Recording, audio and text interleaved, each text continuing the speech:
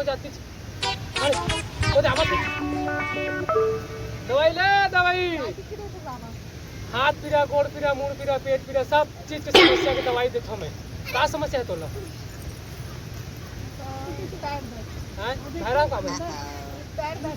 पैर दर्द के अब समस्या पैर तक साथ तो मत मोटा आके भी देखत तो खाना तो देख किसी का बहुत सुस्ती है खाना पीना नहीं खावा ऐसे लगा तो हां बैठ बैठ जा बैठ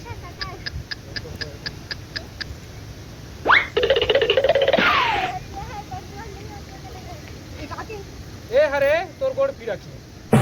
एक 3 टाइम खाना ठीक है जब नींद पड़े तब खाबे ठीक है और सुबह नींद पड़े तब खाबे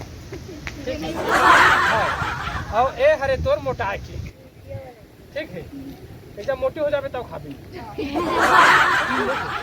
काम एक नंबर 100% का थे कहा कि मैं पाखंडी बाबा हूँ बहुत दूर से आए हमें अमेजिंग ले जा बेटा पैसा पैसा पैसा दे पैसा दवाई ले लो दवाई ले लो हवा दवाई ले हाथ पीड़ा मुंह पीड़ा गोड़ पीड़ा पेट पीड़ा सबके दवाई देता पतली हुआ तो मोटा के देखो जिन मोटा हुआ तो सुखा के देखो मैं ऐसे मन जे रोथे ना ओकरो दवाई दियो हमें अमेजिंग गोड़ पीड़ा थे एका सुबह खाबे